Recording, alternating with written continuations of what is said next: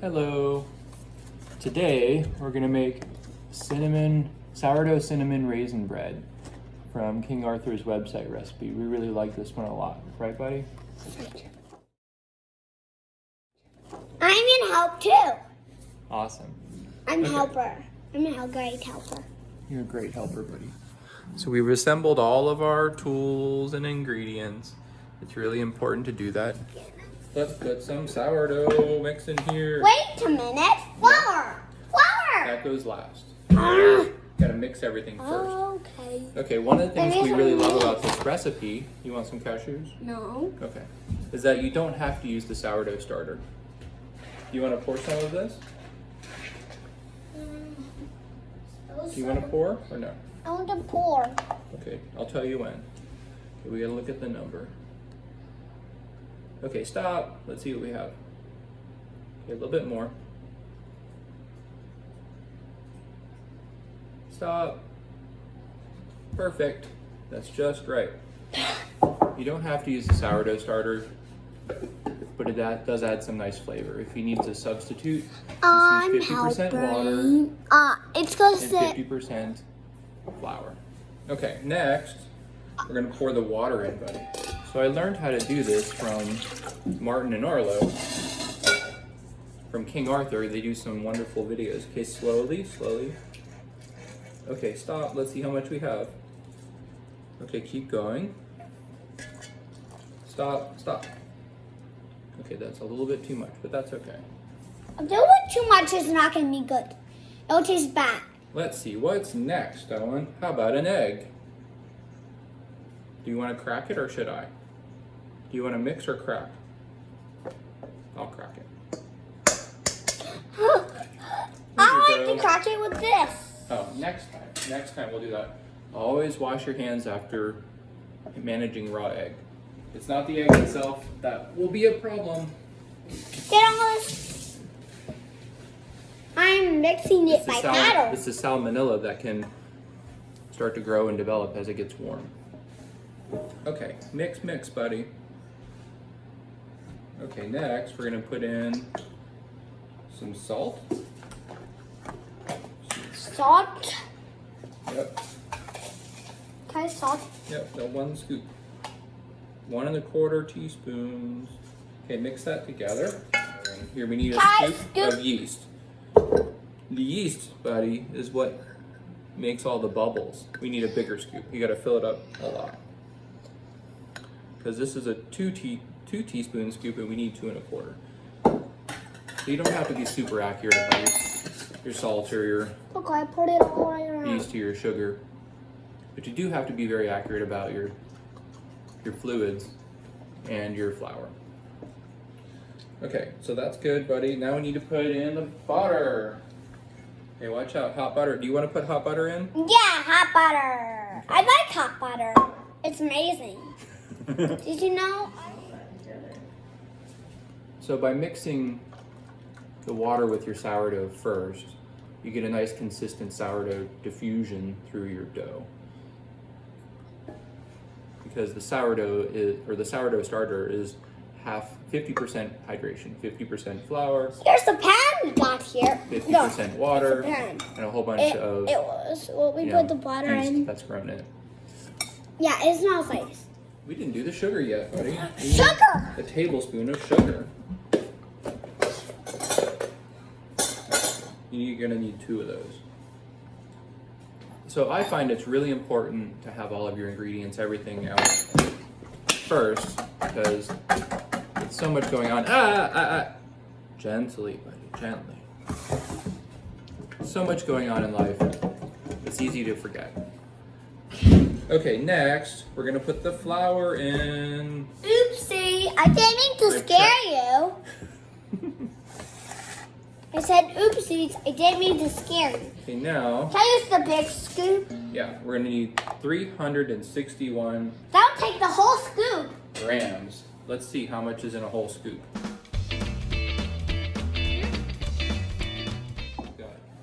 Whoa, we're almost perfect, buddy. How? Look at that. What? Let's show everybody what we've got. 356 grams. We needed 361. And now it just looks like a big soupy mess. So we gotta mix it, and then we're gonna knead it. It's nice to be a little bit under when you're putting your flour in, because we're gonna put a lot of flour on the counter when we're kneading the dough. Okay, now we need to mix it with our dough scraper. This is a bowl scraper. It's nice and flexible, so you can get it around the inside of a bowl and scrape stuff. It's really, really great, and they're like super cheap, like $1 or something. If you need to scrape the dough on your countertop, you want a nice rigid dough scraper like this. Like this one. It's a scooper booper. So you can just like kind of put your thumb in the middle like this and flex it so it matches the bowl. And can't really show this. You kind of scoop it and then fold it on top of itself. Scoop it and fold. Just keep doing that until it's all mixed really nice. Alright, why not in the video? Not right now. I want it. I was playing with it. Here, what? I'll hold the camera so everybody can see you mixing. I'm mixing. I'm a helper. You're doing great, buddy. I'm gonna take over for a few minutes here. So I'm a little bit under on my flour because I think we put in a little bit too much of our fluids. So that's kind of a good thing, because it gives us a lot of margin. So we can put a bunch of flour on the counter when I'm kneading the dough. Normally you don't want to put a tremendous amount of flour on the counter when you're doing this, because that'll mess up the ratios. And we had to put whitey on top of baseball. You hear a lot of bakers talk about, developing a lot of experience to the point where you can kind of feel and know what's going on with the dough. I'm not quite there yet. It's going to take me a while. But I can see how at this point you could figure out what your consistency needs to be of heating the dough. So it's over. And we had to push it all the way down so it looks like a car. Okay. And Rogers, they always have this winding all the way to the down end. So what Martin likes to do, Martin and Arlo, over at King Arthur Baking, is he puts some flour up here, and then when the bottom gets dry, you just go up there and grab some dough and then or some flour, and you can pull it back. So here's my style for kneading dough. First you pull it out and you fold it back. You don't really have to push hard at all, because it just kind of merges in the middle anyways. But the key, the most important thing, is kind of like a car tire. You've got a contact patch. This contact patch down there, that needs to stay really dry. So if you're just moving it all around, stretching it every which way, like if I just stretch it like this, now all the gooey parts have been exposed on the bottom, and we don't want that. So, really simple. Just pull it out. Your contact patch stays the same. You push that, you turn it 90 degrees. Still a very weak dough, so it's falling apart. You just press it a little bit, you turn it, pull it, fold it, pull it, hold it. Every 90 degrees, it's starting to develop some strength now. So I'm gonna do this for like about 5 minutes. And I'm not gonna make you watch. Or maybe I will, and I'll just speed it up.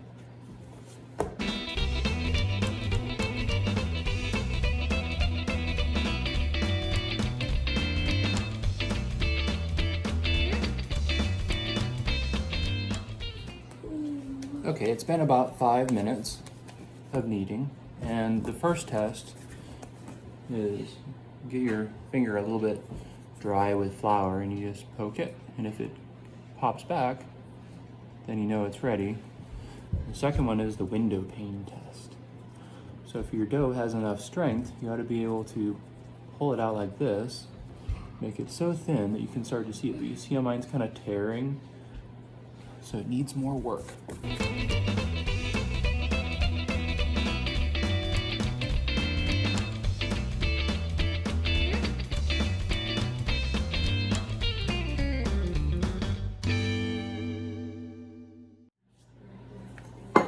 Okay, the dough looks really good now.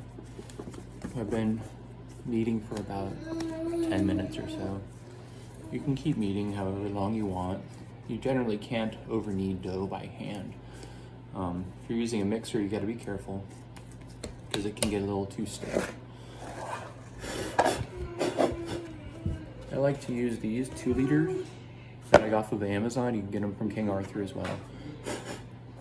It's really important to cover your dough. You can put it in a bowl or something like that and put aluminum foil or plastic wrap on top of it. But the key is to keep air out because it'll dry out the top of your dough and then it'll get all crusty and it won't rise because the crust is kind of like really rigid and it keeps it from rising, and we don't want that.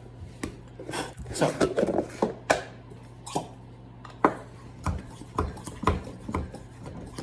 you could just plop it in here like this, but chances are that after it rises and it spreads out quite a bit, it could stick. So a little bit of olive oil or some sort of other oil goes a long way. So yeah, just a little bit of olive oil. That's a little bit of flavor too. So we're gonna just plop that in there and let it rise for roughly an hour or until it's doubled in size. It's counting. It is, great. All right, we're back. Now, we're ready to move to the next phase of making cinnamon raisin sourdough bread. Okay, buddy, we need 150 grams of raisins. We double the recipe for the raisins. Double? Yep, we do. What's double?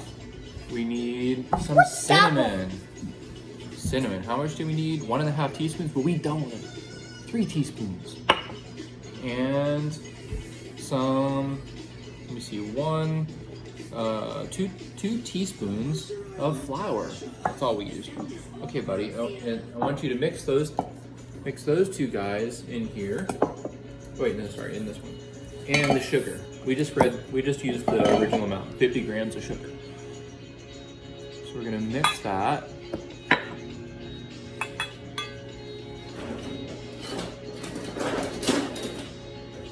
Here, buddy, mix that stuff together. Those are the dry ingredients.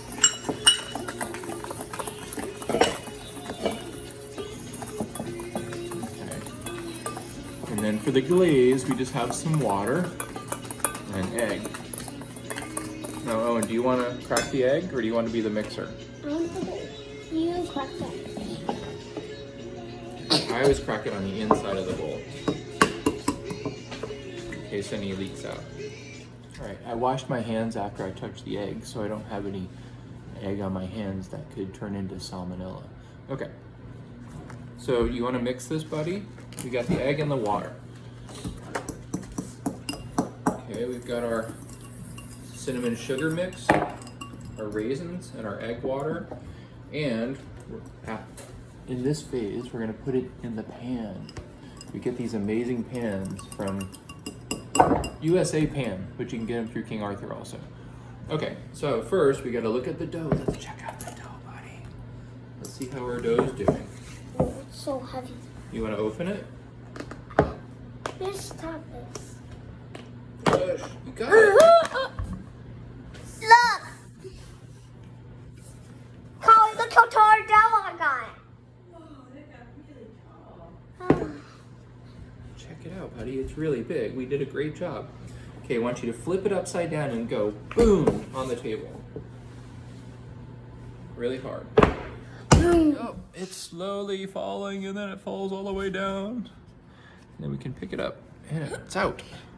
Wasn't that amazing? That's supposed to just smell. Okay, it's all sticky on the bottom. It is. Okay, now we want to put it in the middle and we want to start stretching it out. Why don't I want to stretch it out? Are you going to stretch the bug one out? If you want to, we can do I it. do want it stretched out. Or also not Okay, good. we stretched it, what is this? About 24 inches, about 2 feet long. Okay, and then you want to pull it apart like this, It actually in the recipe says to make it 6 inches by 20 inches. I like to make it a little bit longer than that and a little bit wider than that. That way we can get a better, and we can get more rolls on the inside. Okay, let's take a flyover. It looks like a road. It does look like a road. You paint the whole thing.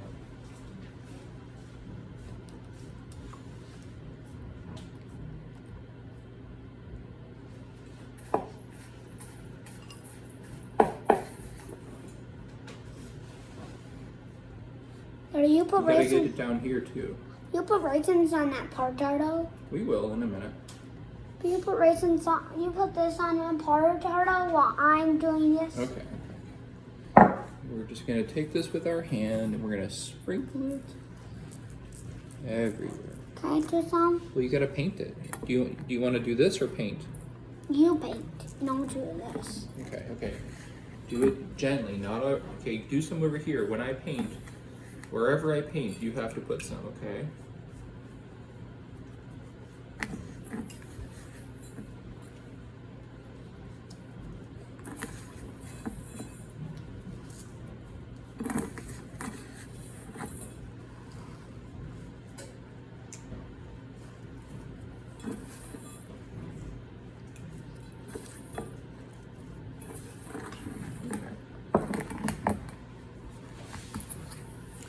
We're gonna save that glaze for the end, and we're gonna put it on the top before it goes in the oven.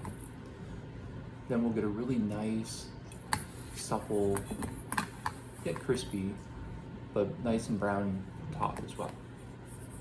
Whoa, careful. You're gonna spread it all out, bud. Uh-oh. That's okay, we'll wash your hands after. I'm going Good job, buddy. to have some on. You did a great job. Here, there's some. We need some up here. See this part? There's none. There's none right there.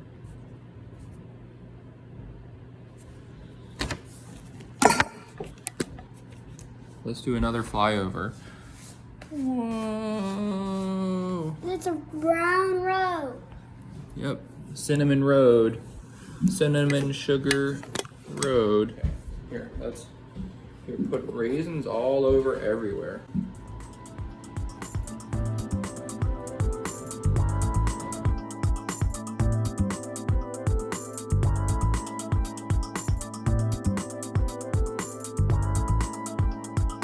Did you eat some of the raisins? What?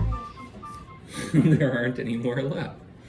Okay, now let's roll it up and then put it in the pan. Roll, Tom. So as I was saying, these USA pans, you don't need any butter, oil, or anything. It'll just pop right out. It's one of the reasons we love it. Okay, I'm gonna start rolling. No, let me roll. You can help. You can help.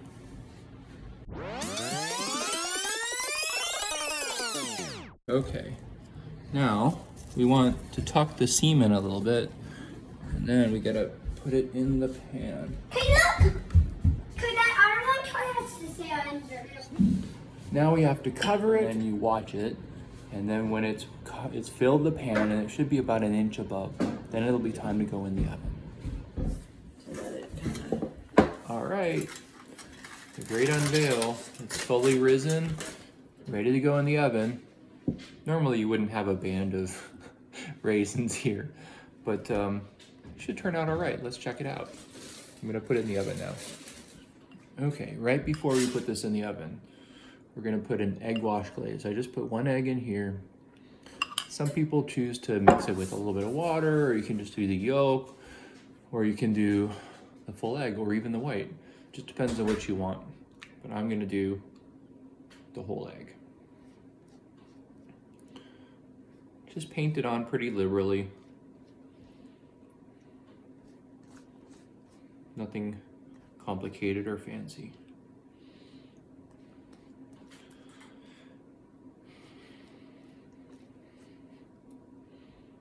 You don't have to use the whole egg, just enough. So I've got my oven set set at 350. All right, bye-bye. It's good to keep an eye on your bread while it's cooking. See how dark it gets. Right now, I think we're just about perfect. A little bit under the darkness I'm looking for. So we definitely want to put some aluminum foil over it to prevent it from browning even more. Buddy, are you ready to see the bread? Yeah. Okay, let's open it up. It's amazing. Look at that. Let's check the temperature. Can you turn it down or turn it up? It's a little over 200. That's perfect. Okay, we're gonna tip it out.